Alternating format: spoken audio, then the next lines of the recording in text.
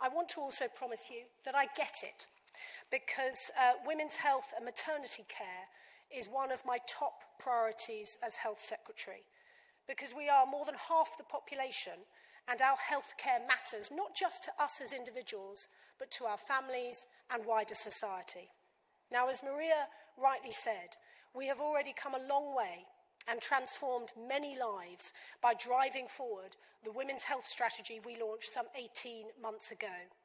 But together we can go further still. I want to reform our NHS and care system to make it faster, simpler and fairer for all of us, and that includes women. Because for me, this is personal. The NHS diagnosed me with type 1 diabetes at the age of 3, and so I have seen the very best of the NHS, but I've also seen some of its darker corners. And I'm going to go a little bit off script here, which always makes officials worry when ministers do this. But one of those darker corners was when I was pregnant. As the clinicians in the room will understand, pregnancy with type 1 diabetes can be a very medicalised process. And there came a point in the pregnancy where it became clear that baby was going to have to be delivered early.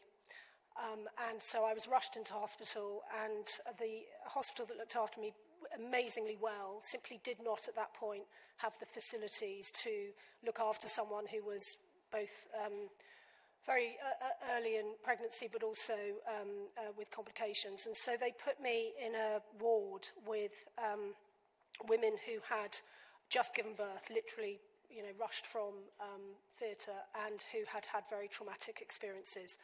And you will understand how deeply worrying, actually, and dare I say it, frightening it was to be lying in that ward with women who had gone through, frankly, a hellish experience, who were in agony, who were needing very, very urgent medical treatment, and for me to be there, ready to to have my baby.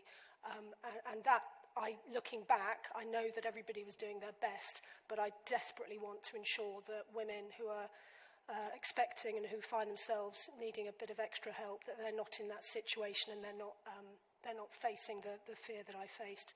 And so, as I say, I absolutely get it, and it is very much personal for me. But I want to set out some of the policies this year that will help light the way to better health and happiness for women.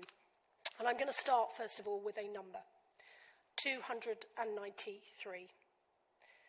From independent research published last week, that is the number of women who died in pregnancy or within 42 days of the end of pregnancy in the 3 years between 2020 and 2022.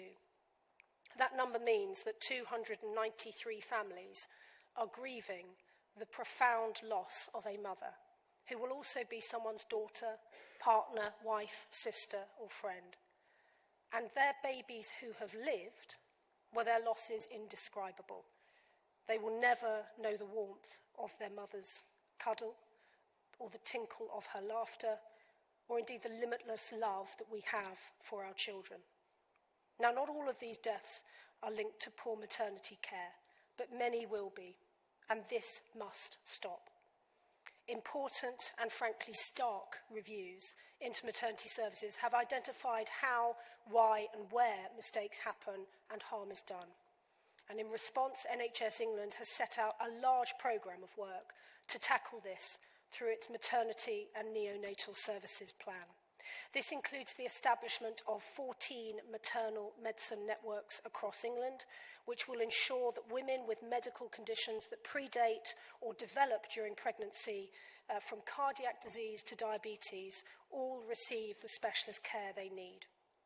Fairer access to services must be achieved, and underperforming trusts must shape up. To achieve this, a maternity safety support programme is giving underperforming trusts assistance before serious safety issues arrive.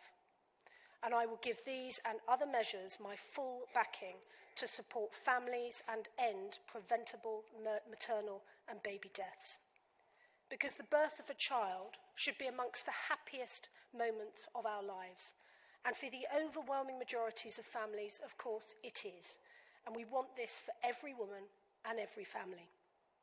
But this commitment also requires